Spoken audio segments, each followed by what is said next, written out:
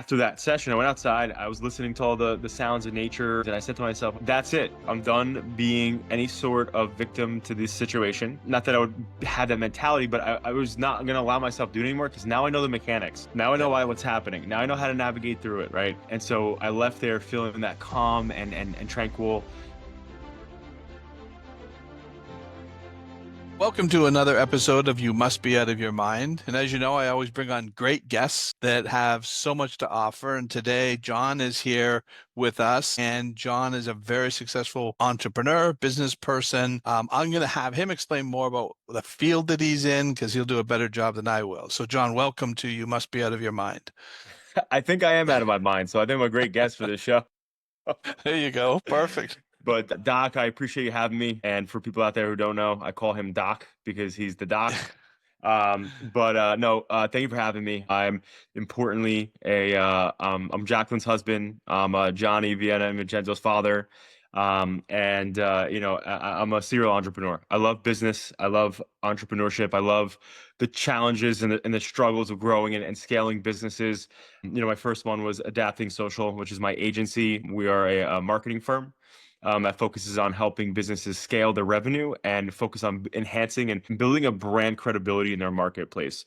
So right now we do that in 20 countries over the past 16 years. And my journey started when I was 17, and that was the first business that I built. And still have it today. It's like my baby. But since then, I own 5 other companies. And, for me, that's like what my passion is, essentially. Like, I'm obsessed with business. I love entrepreneurs. I love helping people. That's how I that's my vice. I love just getting after it. I love chasing the deal. And, I don't like using the words suffer, but for a majority of my life, I have anxiety and anxiety disorder. I have a genetic predisposition based on my family. My mom's anxious. My grandma used to have anxiety. And even to go as far as my family's lineage, my uncle, my cousin Angelica started to do some research, and they found that on my mom's side that there was a few different in the late 1800s that we had a few women in our family who were in like mental institutions. Right. So, anyway, long story short, I've, been battling that for a majority of my life, and it's come and go in different waves, I would say. But it's always typically been present. So, me being a patient of yours and jumping on and leveraging and using TIPP has been pretty instrumental in this later phase of my life, because obviously it's happened as young as 8 or 9 years old, as early as I can remember. Now I'm going to be 33 next week. Obviously I had a different wave of it come back, and this has helped me significantly. So I'm excited to dive deeper into that. But, that's who I am. Awesome. I said, I could not have done as good a job as you did. That was amazing when you were explaining all the different things that you've done and how long. So not only have you been successful, but also dealing with this issue of anxiety. And so imagine what happens when you get that out of the way, the gear that you open up.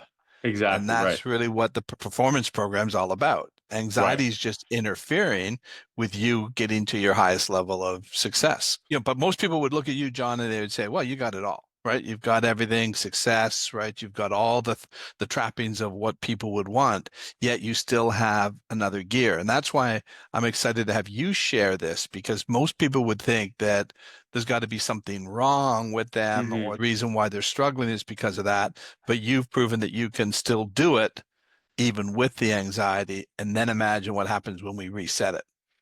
Right. Exactly. Yeah. And listen, one of my clients, he was a Marine, really intense dude. Like, he's very disciplined, I'll call it. And I remember him and I were going out to dinner in New York one day, and he were sitting there, and he started to talk about how, like, in certain cultures around the world, and specifically like in even urban areas in the US, right? He said how like allergies or anxiety, they almost don't exist because they can't, right? When you're in a position where you can't, afford to sit home and be anxious, you have to get out of the house and go work, or you won't have anywhere to be. The bottom line is you keep moving forward, right? And I think, one of the things that I identified is that the world we live in is so different. So post-COVID, a lot of people work from home now. So they're constantly in their comfort box, right?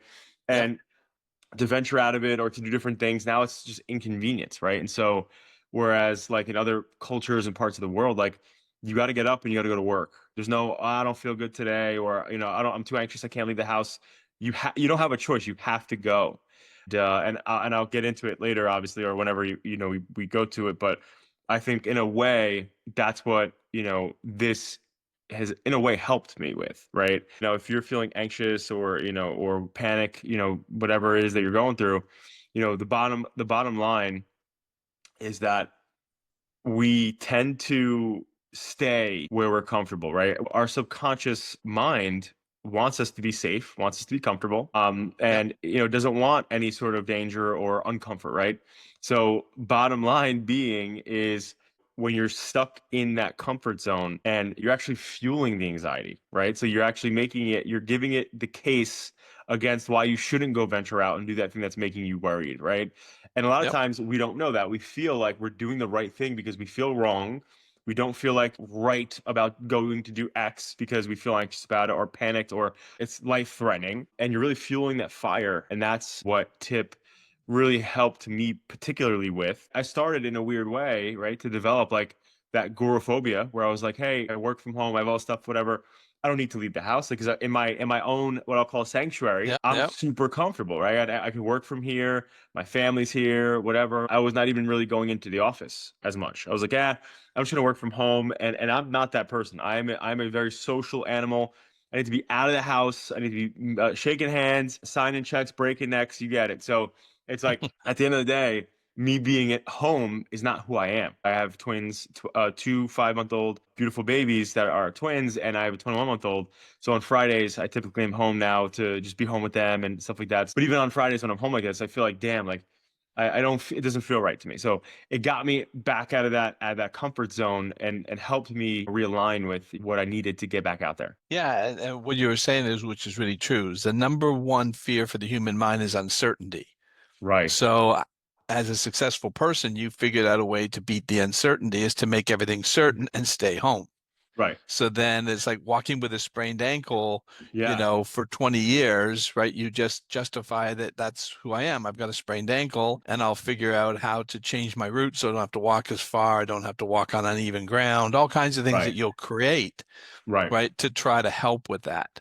So Yeah, the other thing that you mentioned too, which is really a lot of stuff that we're doing now, we're doing the studies on, is the genetic factor. When you were saying your family history of it, yeah, yeah. that's actually a genetic code that gets passed down from generations to generations. Right, But the good news is we can break it. right. So it's just a code that got built on how do we deal with this, and then it gets written into the DNA. Mm, And then as long as there's nothing that interferes that creates that connection, like for me, I'm sure, I was adopted. There was apparently a lot of trauma in my natural family, but I never experienced it. So I never had that issue. right. So I talk about the nurture is more powerful than the nature.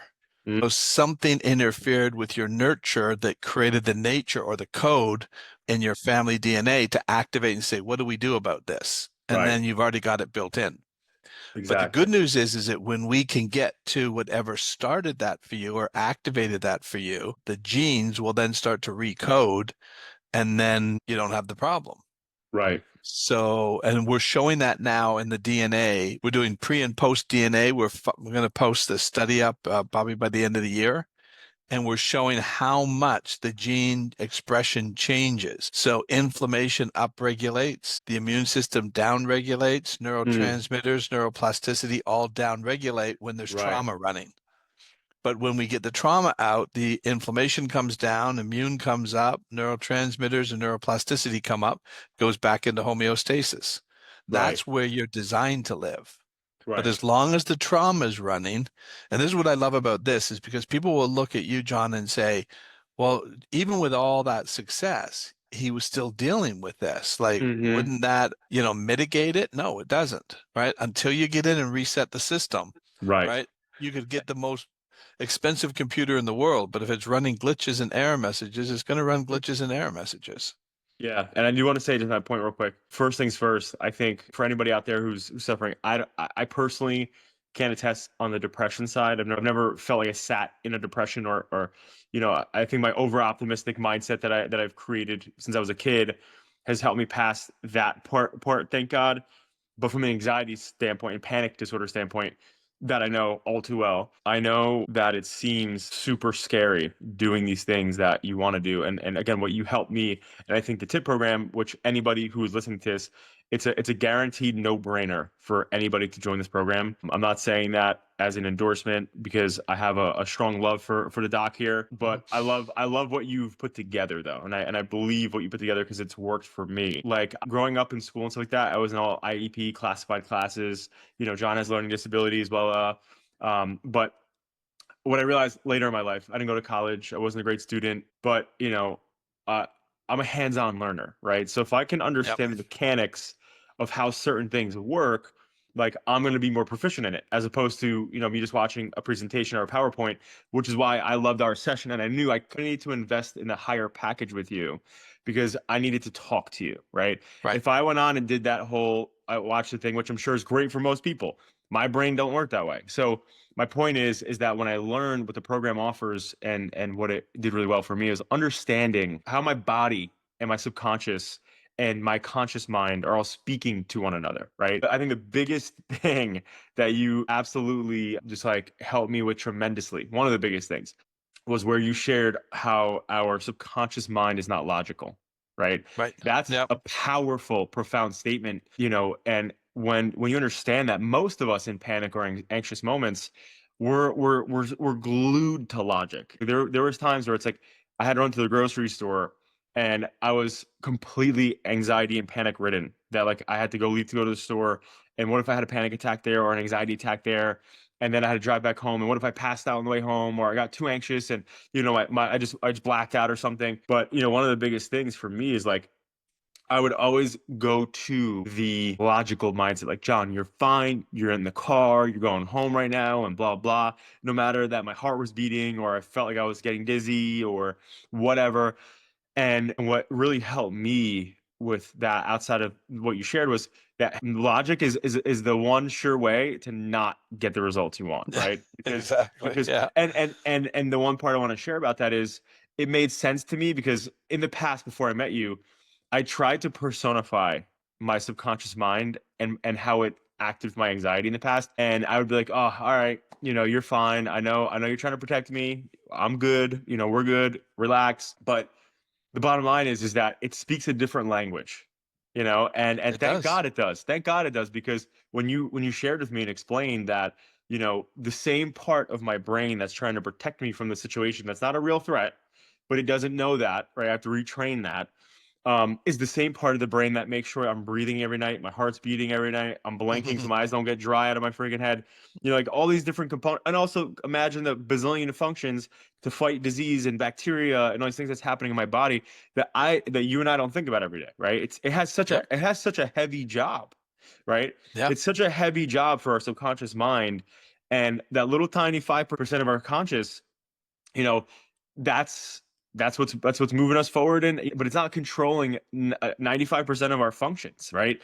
So it just really hit me deep when you said it, and I'm saying all this to say to people who are feeling like, wow, there's not a hope for me. I've been going through this for 5 years, 10 years. Personally, me, it's been over 20 years, right? So it's like a decade, I mean, Right. 2 decades plus. And at the end of the day, you said it so perfectly. Your body is here to protect you, right? It's in fact, it can't hurt you, right?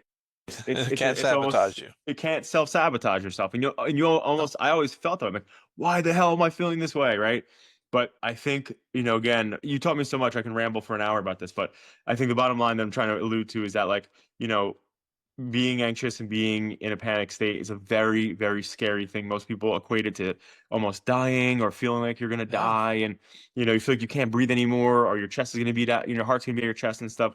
The only thing again I want to say is that at the end of the day, you say it best, right? But you're not crazy, right? Yeah, There's your nothing mind. wrong with you. Right, but there's nothing wrong with you, and great people like the doc here have ways to help us better optimize how we feel, and I'm grateful for that. Awesome. How long ago did you go through the program now? I think it was right before I had the twin, so I think it was either April or right before April, That's what I thought. That's what I was thinking. maybe March. So, what do you remember feeling right afterwards? What was it? What would you describe it as afterwards going through the program? I just think clarity, right? I think for me, it's clarity, and I want to be very clear here, guys. For somebody who has, been holistic my entire life, I've never taken any drugs or medications for this. I've always wanted to be dialed in myself and figured out myself, even though it felt like I was never going to get there, right? In certain instances, I felt clarity, right? Because at the end of the day, like in my mind, it's almost like my mind is so sharp. And so if Yeah. I was like, oh, I'm going to do this, before we jumped on, my mind, I'm like, is this really gonna work? Like, what the hell? Like, what can this guy tell me that I already know? 'Cause I know it's all on me to do the work, right? People can sign up, they can go through the top package with you hand in hand, or they can do the one. But if they're not willing to put the work in, right, then nothing's Yeah. gonna change, right? So that's where my mind was at first, but the clarity aspect of it was, hey, now I know the mechanics here, right? I Yeah. know that, my body, my subconscious is throwing me these automatic negative thoughts, or, get me to this heightened state of anxiety to try to protect me, right? And so I would say clarity for sure. And, I would for sure say peaceful, right? I felt at peace. So I felt clear and I felt peaceful because of knowing and understanding the mechanics of everything, and and then also the path to when you're feeling anxious, or if you have those moments, to go to that your symbol, and and that safe space that you create with that meditative space you put yourself in. Yeah. So did you notice, like, for example, what situation would have created that anxiety before all of a sudden realize that you're not feeling that anxiety now that you're in the same place? Yeah. Yeah, Can you absolutely. describe what that felt like when all of a sudden you notice this isn't activating my nervous system right now? It was almost immediate. The next day I went right into the office.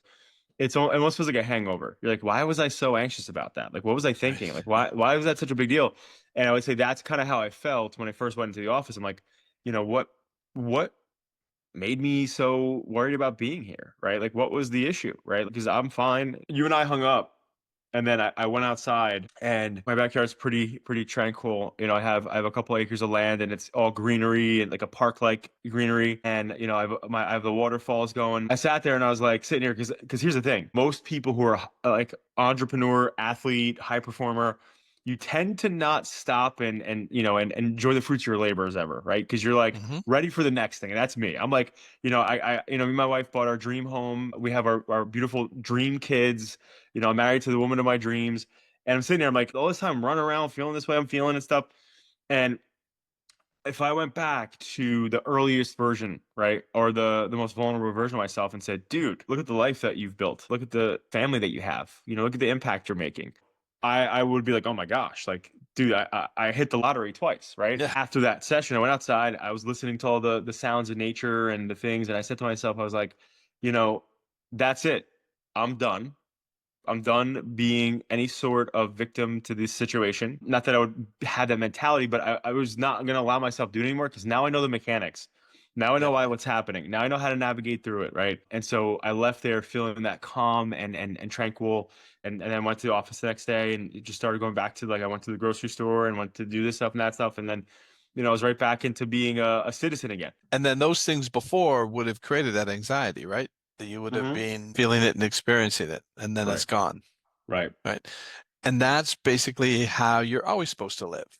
If there's a Right. threat that shows up, you're fully capable of handling the threat. But your mind was operating on all of this old data and continued to run the old data, activating your nervous system. And Right. yet you didn't have to take medication. You figured out ways to cope with it. You Right. figured out ways to manage it, but you Right. never needed to. And the key really is, like you said it really well, is understanding the mechanics. Because when you understand the mechanics, you go, well, of course that would happen. It Right. would have to have happened. There's Right. nothing wrong with me, right? Yeah. So that Another, takes a lot of that stigma away from it. it does. Another example, which I'm sure most people will be able to relate to, is there was one time where I was at a barbershop, and I had, essentially an episode, I'll call it. And I wanted to get the hell out of that chair, right? But I was in a full Nice. barbershop, everyone's sitting there talking, whatever. The guy's halfway done with my hair, right? So I still have another 20 minutes to go here. And I'm like, Right. I can't just get up and run. But consciously, I'm sitting here, I'm saying, no, I'm fine. We're okay. We're not leaving. And it's weird because you're fighting your subconscious in a way to leave or stay. But then again, you get over it, right? And so eventually, like now, like I go there, totally fine, no issues, in and out. And when it's a great feeling to be able to like conquer little micro things like that. And I think that's the problem with most people, is like this little micro thing in our life, right, feels Yep. so massive. Well, And yeah. then once you conquer it, it was like, oh, that freaking little thing, that was like an ant in the big scheme of things. Yeah. It's really powerful because it changes so much. And sometimes, a lot of the times, that's why I always tell people to journal, Right. because otherwise you forget that you used to do it one way. Now it feels normal to do it this way. Has your wife pointed out anything, or people you know see something different, even if they didn't know you went through the program? Yeah, well, I would say mainly my wife. We were just engaged, and I had one of my biggest episodes ever. Our thing was we wanted to get engaged and then move in with each other, right? So we took 2 years before we got married, and so we lived together for 2 years, and we were dating at that point for for a year or so. So 2 years into us being together and now engaged, she had zero idea I had any anxiety. Zero. I never talked to her about it. Right. I always dealt with it Right. myself because I didn't talk about it publicly to pretty much anybody. Right. And fast forward, we're sitting here and I had a long day at work. I'm heading, it's her father's birthday. I'm heading over to the restaurant where her and her family are all at. And I'm just like exhausted. I'm feeling super anxious. I had a tough day.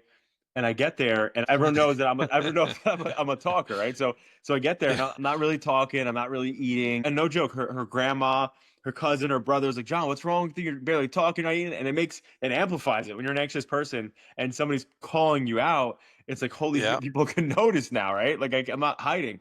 Long story short, I wound up having the biggest at the time episode, that I ever had, because after the restaurant, I went back to her parents' house, and it was late already. I was exhausted. Fast forward, I told her I got to go. She's like, why? I'm like, I just have to leave. And it was the first time I told her about like, my anxiety and stuff. And so Right. fast forward, she's seen it over the years, primarily this most recent, time that I told you about from 2022 to, this year, when I went back into like this, like, anxious state. I would be like, oh, her family's having a party or my family's having a party. I'd be like, I'm not feeling well. I don't want to go. But really, I was anxious and I just wanted to go there and be anxious. I'd be like, hey, Yeah. when are we leaving? Right? When are we leaving? I want to go Yeah. home. And then, obviously, I was working on it. I was getting better, and then I would, kind of progress. But after, the program, it was like, where are we going? Let's go, whatever, and it's totally fine. So those types of things, like she'd pull me aside and be like, hey, I really appreciate you like being here, right? And like wanting to stay. So like I would say that would be a good example. Yeah, and that's what's interesting too. Like I said, a lot of people don't realize it. I had one lady, she came in and again, super high functioning person. Nobody knows what she's dealing with, but her and her husband were in a private jet, flying in a private jet, and the plane flipped upside down.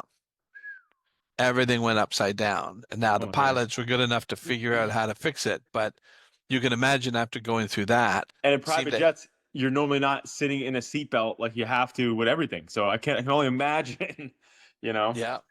Yep. So it was a really traumatic event. And she said she's petrified now. She doesn't want to fly. And so when she does fly, like her husband's like, I don't even like flying with you because it's just a mess. Like the husband handled it better, but she was really struggling with it. And so anyway, that was one of the things that she wanted to Wow. deal with. And we Right. did. And then I saw her probably 3 months later. Right. And I said to her, I said, how's the flying going now? Right. And this is literally what she said. She goes, um, wow, you know what? I've been on a few flights and Right. I didn't even think about it again. I didn't Like put she two and two goes, together. no, she goes, yeah, no, I've been flying okay. But Yeah. nobody had ever asked. All of a sudden it just shifted. Right. And so she didn't have that same fear where before her That's mind, beautiful. when she got on a plane, would have gone back to the plane flipping. Right. And Mm. then that's would have had her mind saying, don't get on a plane, trying to Right. protect you, not Right. sabotage you, but say, we know what happens on these planes. We're going to get it. We're in danger. But Right. it's not true. It's a different plane. It's a different flight. It's a different time. But Right. that old data would keep activating her nervous system and she'd be seeing that event over and over and over. Right. Yeah, And it makes that's what sense. creates it. And that's In why your H mind would get anxious. in HD. And HD. Yep. And Yep. so we have a lot of people who go through those kinds of things with fear of flying who get over them. I had another gentleman, again, successful CEO. He had hired his chief of staff, but Yeah. she couldn't fly. And so Wow. he called me up and he goes like, this may not work out because I need her to fly. he says, can you take her through the program? And I did it on Zoom, the same way we did, you and I Yeah. did. And no problem, flew everywhere then Wow. and did an amazing job for me. He goes, I know she's going to be amazing for me, but she never really mentioned it until after he hired her. Again, she's Wow. hoping that maybe flying's not going to be a big part of her job until she realized, yeah, no, flying's a big part of my job. He's like, I'm sorry, you're a flight attendant now. Yeah, really. But we're designed to reboot our system. And like you were talking about, I love the fact that you really nailed this. You understood this completely. All the jargon that you're using is all the stuff that we talked about, conscious, Right. subconscious, Yeah. logical. That logical part of your brain is brilliant, but it cannot override a survival threat. Correct. Survival will always run, and the survival brain is keeping you alive. So it Right. can't use logic because think about this, if it tried to use logic and say, is that really a lion or does it just sort of look like a lion? You're Right. dead, right? Well, So no, it's even not going even to try to look at it. even a better example of that, which is where I love my subconscious, and redefine my relationship with my subconscious, because at the end of the day, it's not willing to negotiate, right? Right. But thank God it's not, because again, like for people who have a bad day, they got divorced, or their kids don't want to talk to them, or they lost their business, they lost a lot of money, they went bankrupt. You don't think consciously we would say, all right, body, tonight, stop breathing when I'm sleeping so I don't have to know what's going on anymore, and we're done. We're shutting this shop down, right? It Yep. won't listen to you. It can't listen to you because it can't hurt you, right? It can't. So No. so I think at the end of the day, your subconscious is like, it's never going to negotiate with you, because Yep. survival is the number one function, like you taught me. So the bottom line is, it's there to help you. And in a way, it's super reassuring, right? It's like, hey, you're here to help me. I'm feeling anxious right now. I want to be home because that's comfortable. But I know if I keep going out and doing this, it's not going to happen anymore, right? And if I understand the Yep. mechanics, I'll be totally fine. That was a great example too. So you and I could sit here right now and I could say, John, just consciously think about don't breathe. Just stop breathing Hmm. and you're not gonna breathe again. Right. So you could say, okay, I'm gonna do that. Then you Right. shut down breathing. And then your Right. subconscious is sitting there going da da da da da da da. Eventually you're Right. gonna breathe. You Right. can't do that Right. because your subconscious will say, that's enough. We're coming back online to Yeah, we're take going over back. because we're gonna die if we don't start breathing. Right. So it'll turn on the system again. So Right. you can't do that. You can't do anything about that. And Exactly. but like you said, it's good that it does that. Otherwise, we could do all kinds of problems if you could Yeah. logically think about something that doesn't make sense. One thing I will say though, and you and I never actually spoke about this yet, but I thought about this, in some of my reflections. And one of the things that I was thinking about was like, all right, well, when you think about it, right? Obviously, 95% of our mechanics are completely done by a subconscious, right? Yep. But in a motivating way, right? Our conscious, even though it's 5% through whatever the hell whatever it actually really is, right? That 5%, give or take, is actually a lot bigger, right? In a way, because the people who do commit suicide, their Right. subconscious didn't do it. Their No. conscious did it, right? Yep. Yeah. So that's a negative example. But a positive example is that your conscious, when you're feeling anxious and you feel like you can't keep going, or you feel like you're stuck, you got to go back home, you got to go back in your car, or you're embarrassed, or you're terrified to public speak, or you're terrified to, do something, out of your comfort zone. The beautiful thing about that little 5% is that it is the difference between you getting out of your comfort zone and actually living the life you want to live, Yep. and you not, right? Because at the end of the day, it's not that you don't want, like, your subconscious mind doesn't not want you to go live a great life. It wants you to Oh, survive. yep. But when you put yourself into this new frame, like, it's like, again, like my wife doesn't have an anxious bone in her body, just like you, right? Zero anxiety, wasn't born in a very nurturing, like, good, steady, great family, right? For her brain, like her subconscious, like, she doesn't go to that place, right? She doesn't have to go to that place because her body, her subconscious isn't worried about it. It's not triggered, right? And Yeah. so, it's like, at the end of the day, I know if I put the work in, right? And I truly do, right? So that means that in the beginning, like we talk about, obviously, in your program, how let's eliminate this, right? Like the Yep. bottom line is there's only one way to eliminate it, right? And you got to go through the valley, right? The Yep. valley is unavoidable. I want that to be clear. Like when I got on here and I left and I felt great because I understood the mechanics and stuff, Have I felt little bits of anxious here and there? Yeah, but it doesn't bother me or affect me the same way. It's not holding me back, right?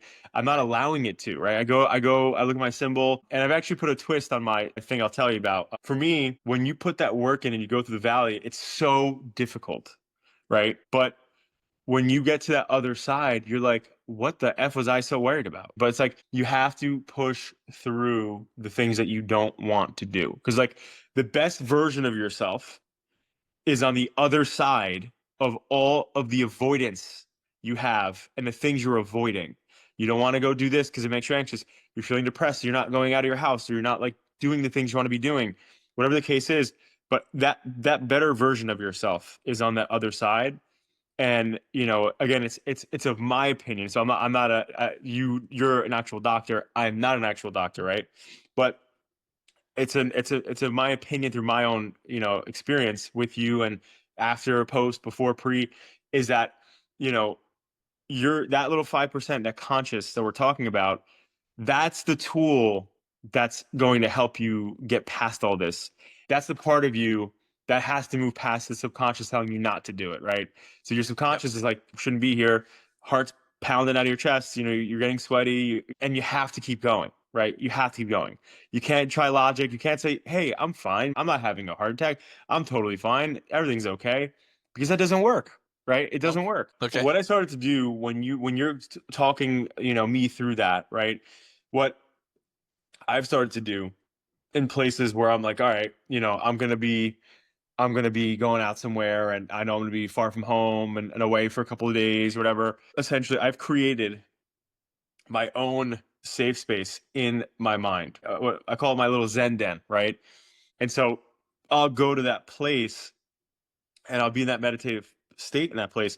But in that place, who I have with me every time I'm there is my parents and my family. And so when I go there, they're there with my kids are there. And of course, because this is my little perfect Zen den, right? It's like I have everybody's happy, right? Everybody's smiling, right? Everything's 100% all good. I'm safe, I'm protected. And it always shifts my energy, and it always shifts that anxiety out of it, right? And for Yep. the symbol, it's funny, my symbol has completely shifted from the one that you and I made, but it's changed. And it's like at the end of the day, going into that headspace and just sitting there for a little bit, when I know I'm feeling anxious or I'm feeling anxious, it makes all the difference in the world to me, because it makes me realize, like, I'm okay. And Yep. and you're good. And my one coach in football back in the day, he always said to us, we'd be running around doing laps and stuff in practice, and he'd always go, "Hey, Vagueiro." I'd be like, "Yeah." He'd be like, "How you feeling?" And I'd be like, "Tired." He goes, "Well, if you can still talk, you're not tired enough. Keep running." Right. And it's almost like, for me, right, in this space, if I can sit there and be peaceful and think about these things that I'm thinking about, my family being happy, my kids, my mom, my dad, my wife, my siblings and stuff, um, you know, then I'm okay. Right. Because Yep. if I wasn't able to do that, then maybe something's wrong. I don't know. But either way, that definitely helps me. Well, that's the whole idea, is to get to a safe place. So that's what your symbol and statement and anchor, all of that is designed to bring you back. If you remember, we set that symbol based on Yep. that time where you Yeah. experienced that. So now Yeah. we've connected them. What's so brilliant is, as you continue listening to the audios are designed to say, what would you like to change? And so you decided that, okay, I can improve on this by adding this. Right. Right. And that's absolutely fine. There's nothing wrong with that. Your mind adapted, saying, how we can make it better is we're going to do this. Right. And it did it. I And love that's it. that's Yeah. what's It so great helps. about the audios, is all focused on what would you like to change. Right. And so once we clear the trauma and the events that created that over exaggeration of anxiety, we still have current stress that could create a little bit of anxiety, Right. but that's not going to be magnified the way it was. And now you have the tools to shut down the current anxiety, where Right. before you had current plus the 150-pound backpack of anxiety that you were carrying Right. around. Right. Now it feels like 200 pounds, as Right. opposed to, I got 10 pounds of stress now. I'll Yep. handle that. Yeah. I got It's this. easy to handle because that's the current stuff. Yeah. And, that makes perfect sense. Life keeps coming at us, but we don't have to have the old stuff basically exaggerating it and amplifying it. And Totally. that's what you're experiencing, Yeah. which is really cool. Yeah. Yep. And thank you for that. Seriously. Oh, I'm glad. And I knew even Mm. when we were going through it, you have a great mind for it because you think about it, this is like business.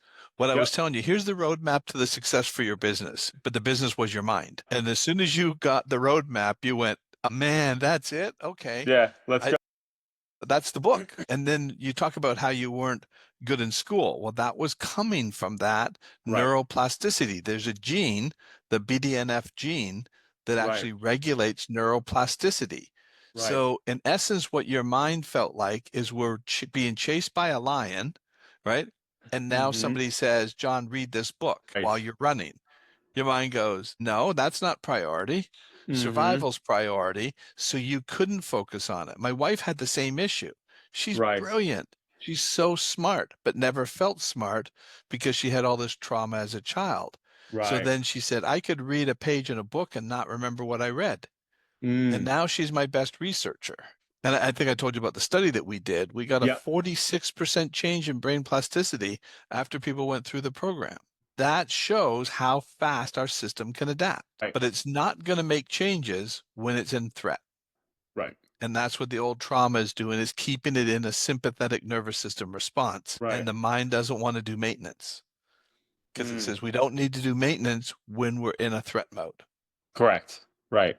So that's all you were dealing with. It had nothing to do with your intelligence. So if you could do all of that with that activation of your system going on all the time, imagine what happens. I still want to hear, a year from now what you've accomplished because I'm Oh. guaranteeing you you're going to jump through even more hoops. Oh man, yeah, I plan to, and again, just like business, like you said, for me, it's like, what's the next marker? What's the next marker? What's the next marker? And so yeah, I'm not stopping anytime soon. And in a way, this is a gift that gives me the ability to make sure that my kids are in a good spot, right? And that they come up the right way, so that they're not in this headspace and stuff that I was. So One of these people say to me, what's the best advice you can give to a parent? And I said, make your home safe because they resonate off of your energy. And if you're being with the best of intentions, you're a good parent, you're doing everything right, right, they are looking at you to say, am I safe? Dad seems to be having trouble here. yes, Uh-oh, what's wrong? Right? And then my wife again was a great example. If I came home, she was so perceptive at picking up if I was stressed about something. Because as a child, she had learned to watch very carefully and listen very carefully to right, make sure her father wasn't getting stressed because that's when you get hurt. yes, So she was right, so sensitive to it, and that was how her mind developed as a child. You don't right. want your child learning that way through stress. You want No, to teach them that, but you don't want them learning. It's interesting. One of the things I talk about is when they have these school shootings, which are so terrible. so And terrible. Yeah, after the shooting, the parents then have to reunite with their children. So these children are obviously going to have some post-traumatic stress from the shooting itself. But you know where most of the post-traumatic stress comes from? When they see their parents for the first time. Because now the parents falling apart. Natural way to right. feel. But the child is going, am I safe? Am I safe? Sees their parents and goes, nope, my parents are falling apart. They can't protect me either. So that's where a lot of the stress comes from. So what they're trying to teach parents now is you have to be smiling and embracing, saying, come here, I've got you, you're safe, right? And then the Right. child just jumps in their arms. Okay, good. Mom and dad have got me. So Yeah. that's really powerful in your home too. Right. 100% is. And growing up with a mixture of that was even a Yep. mixture of that still brings you to where I am. And that was the home I grew up in. My dad, I never saw him rattled. You Right. couldn't rattle him. I mean, we used to jump out from behind a wall to see if we could scare him. Right. And John, there's no kidding. He just turned around and looked at us and just laughed. I was like, I don't know. I don't know if he just cut a cord on his nervous system. He was always cool and calm and just never really got bothered. And one time we were out in our boat and on the lake, and this storm came out of nowhere. And the waves were like 10 feet, 12 feet, and never really saw it like this. And my dad was in the Navy, so he's just taking the boat and he's actually teaching us what to do. And he's going, here's how you do it. This is the way you Right. take the boat. Right. And he's calm and he's saying, you do this. And I'm as a kid, I'm like, Are we going to be okay? He's going, yeah, we're going to be okay because we know what to do. I know what to do in this storm. Don't worry. Right. Right. And I'm like, and I'm seeing the boat go over and like the water is literally right there. Right. And then it comes up and then we go back over the other way and the water's on the other. And I'm like, this boat's got to tip. He goes, no, it's not going to tip. Don't worry. Right. We're fine. We're That's fine. that's that's so reassuring. Oh, it was incredible. I was still scared as a kid because you don't Right. know, right? But I'm sure that the way my dad handled that really helped me. Like I remember that vividly, not as a negative, but as a positive, Right. right? I love So that. that's not a trauma. That to me was, wow, if I just do what my dad does and what he's taught me and he showed me, I'll always be okay. So that was building my resilience. So no matter how bad the storm is, you can navigate through it, right? All you Right. have to do is stay calm. Don't Yeah, that's panic. beautiful. Yep. It really is. I'm a newer parent. I have three beautiful kids that are all under 2 years old. Yep. And so when you have that responsibility and you want to be a good parent and you want your kids to learn these things, I think that's the most important thing is creating that safe space where your kids know. To me, success, like again, business is my life. I've been doing it to more years of my life than I've been alive and not doing it. My peak of my mountain has more to do with my kids wanting to be home with me when they're out of the house and say, I want to come hang out with you, mom. I'm bringing my kids over, or I want to be around you, dad, like, or come to me for advice and be that father figure to them. That to me is success, right? So I think what you're sharing is just so important. And it was like I said, I have so many great stories about my dad. I think did I share the one about the letters. I was about 6 years old, and I saw my dad sitting at his desk, and he was writing out bills. And so I sat down with him, and I said, "What are you doing?" And so he thinks, "Okay, this is a good teaching moment." Right. And so he shows me how he writes out a check, and then he asked me to help him out, put the check and the bill in the envelope, gives me a sponge to seal the envelope, and here's a stamp with the stamp on it. And then he says to me, now run this down to the mailbox on the corner and mail it for me. So I remember this day really clearly. So I Yeah. ran full speed down, mail it, come running back for my next assignment. In my mind, I'm working for dad, right? So I'm all Right. excited. But he's not at the desk. But I see all the other bills and envelopes. So I just start naturally taking bills and put them in envelopes just randomly, sealing them up, stamping them. And I ran them all down to the mailbox. I mean, they're totally not right, right. And I remember trying to stuff them all in the mailbox at the same time. And I couldn't get them all through, but I was pushing them through. And then I come running back and I'm waiting for my dad. And he comes in and he goes, where are all the other bills and envelopes? And I said, I mailed them. And you know what he did? He did that. He laughed. And he goes, I don't think I explained this very well. He didn't get mad at me, didn't yell at me because a Right. 6-year-old heard that you stuff paper into envelopes and stamp it and mail it. Right. Right. So he was right. He didn't explain it very well. Right. So he didn't blame me. Right. And even though that I can imagine the hassle that created for him, but at the, but at the same time, right, I didn't feel like I did anything wrong, Right. right? And he explained it to me. And then even Right. another time when I was 12 and I wanted to play hockey in the driveway and his car was sort of in the middle of the driveway. And I thought, all right, he won't mind if I just move the car back, right? I've Right. seen him drive the car. It shouldn't be too hard, right?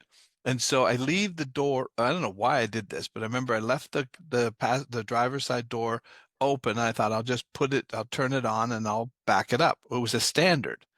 So I don't know you have to push the clutch and he's got it in gear, Oh. right? So I turn the key, the car jumps back, the door hits the fireplace, the brick of the chimney on the house next to us, right? And the car stops, right? But it bent the door. Ooh. And I'm like, oh boy. And so I think, what am I going to do? So I go to my dad, right? And I know that I've made a mistake and I know this isn't good, right? My dad comes out, he looks at it and he says, okay, we're going to have to do so. He didn't yell at me, didn't call me stupid, didn't say anything. He said, all right, the punishment is going to be you and I are going to go to the store. We're going to pick up everything and you're going to sit with me while I fix it. That was my punishment. But no point did he yell and scream at me, make me feel stupid, right? It Right. was like, you made a mistake. You're going to pay the consequences, right? And here's what the consequences were. Right. And so I wasn't afraid to go to him when something went wrong. Yeah, that's so important. That's so Yep. important. Yep. And so I had a similar incident with my son when he was 15. He decided to take the car out. A couple of his buddies were over and they thought, oh, we'll take the car out. He spins out the car, hits the curb, right? There was a couple of older kids that were with him. And so the one guy got the car towed back to the house. Hmm. And so my wife and I were out, for dinner that night. We come home and my son comes right out as we're walking towards the house. And he says, Dad, I made a really bad mistake. And so he told me what happened. And I don't know if that was the way I responded was because the way my dad responded, but the first thing I said is anybody hurt? Right. And he goes, no, I just hit the curb. I said, are you okay? He goes, yeah, I'm okay. And I said, all right, we're going to have to figure out how to fix this, but you're going to be responsible for helping to fix this. He Mm. still talks about that. He Yeah. was scared, thinking he's in a lot of trouble. But what was the best way to handle that? How beneficial would it have been to scream and yell at him? He punished himself worse than anything. He had to wait like 2 hours for me to get home. That was the worst punishment he had, Right. right? And so, he learned a lesson, but without That's fear. that's beautiful. I love that. I don't think I would have done that. I don't know if I would have without the experience of my dad. So if you Right. can remember those things when your kids make mistakes, is that their kids are supposed to make mistakes. And I heard something that really resonated with me, where it's like with kids, especially, like this is their first time doing life. I think Neil deGrasse Tyson said something like everything is an experiment, right? Yep. Up until they're teenagers, right? Like there's still things, we're all learning things. Even as adults, we try new things, whatever. But as a kid, especially as an infant to a toddler to a kid, it's like this is the first time they're experimenting. Like my son right now, Johnny, he's 21 months. He's gonna be 22 months soon. Literally is now in that phase where he's testing us, right? So Oh yeah. he'll Yeah. he'll sit there and he's getting really good with his fork now. We got him eating stuff himself, but he'll look at us and he'll grab the fork and he'll go like this, and go drop it right on the floor, and we're like Johnny, don't do that. And we put it back up Right. and he'll look at us and he'll go again, Right. right? Yeah. And so Yeah. he's testing us. And again, it's all experimental, right? This is new for him. Yeah. But a beautiful thing though right now is, when he is like in trouble, or if he falls, or if he's scared or whatever the hell it is, he'll run right to me, right? Yeah. and That's and awesome. but that, to me, like that's success, right? When those That things is. happen, I'm like, oh my god, I'm like melted like freaking butter on a skillet. I'm like, Yeah. come on. So but yeah, I think it's important. I think people listening here too on this podcast right now, whether you're a parent or not, I think this is really important, what we're talking about here, right? Because a lot of times we talk about generational curses, right? That families pass on to each other: anger, alcoholism, list goes on, right? Anxiety. Tony Robbins said this: you have to be the person in your family to break that generational curse, right? That's it. Yep. And this right here, we're talking about stopping your anxiety, stopping, your depression, stopping the, anger, and whatever, it is in your household, and so on and so forth. That doesn't just impact you, that impacts your kids and how they view the world, or even the people who you don't realize that are around you that look up to you, because everybody has somebody who's looking at you, right? And it's like what you do with that attention, super important. It's molding somebody in a positive way or a negative way, but Yep. nonetheless, it's definitely somebody's definitely watching. And again, your kids are the most important thing. So they're watching you like a hawk. They're Oh, learning even the littlest things that you do. How did you respond to me dropping the fork?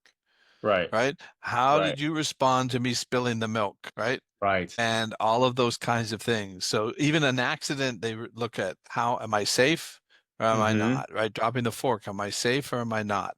Well, I don't want to keep you a lot longer. We've been here for quite a bit. I really appreciate all your time and everything you shared because this is really helpful to a lot of people, right? You have tremendous success in what you do. Will you share with us, like if people are interested in learning more about what you do, you've already helped us with things, talking to us about what we need to do in reviews, and we've Yep. listened, and I think we've over doubled what you've told us to do in terms of Good. those kinds of things. You definitely have a wisdom in that area, but share with people if they want to learn about what you do and how you can benefit them. Yeah, so you can find us on Adapting Social on all social channels, adaptingsocial.com.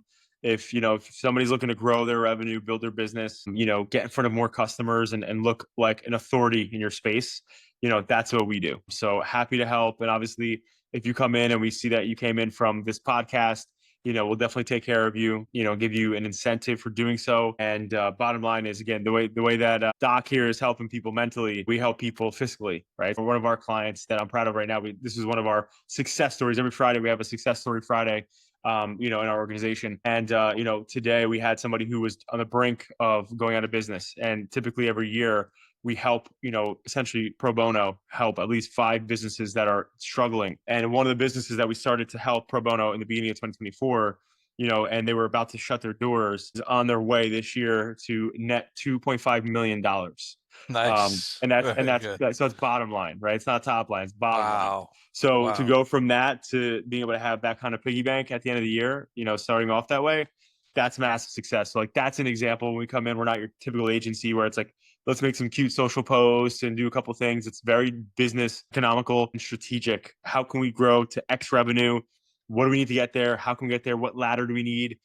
And then we developed that plan, right? And the one of the things I will say is that with adapting, I built the business, and I got to give my team all the credit. I have business acumen is ingrained in me because I know as a business owner, we all have payroll to worry about and this and that, and clients and making rent and satisfying the clients and the team at the same time. It's a juggling act with many hats. Business is like life, right? So it has peaks and flows. It has ups and downs. It has things that happen Yep. to the business owner that changes business. We adapt with our clients with business That's a acumen at good the name. center of Yep. it. Yep. And so if anybody fits that mold, we're happy to jump on a call and go to adaptingsocial.com and tell them that you came from this podcast. Absolutely, and we'll put it up in the notes as well. So I can't recommend John enough because I know if he believes that he can help you, he'll help you. If he doesn't believe he can help you, he'll just tell you he can't help Yeah, you. no, we'll So walk that's away. really what you want. Yeah, Yeah. right. And if people who are successful will do that, right? And people who have the Yes. integrity will do that. And so I Right. truly believe that you have that integrity, and that's what's made you successful. Yeah. So Thank you. so again, thank you so much for all your time this afternoon. I know you're really busy. You got a lot of stuff. You got a lot of babies to look after. Well, Doc, Very I good. appreciate you having me, and I hope everybody out there listening takes it in their hands to get back the peace and the clarity that they need in their lives. Beautiful. Well, thanks everybody for listening to another episode of You Must Be Out of Your Mind. And there it is.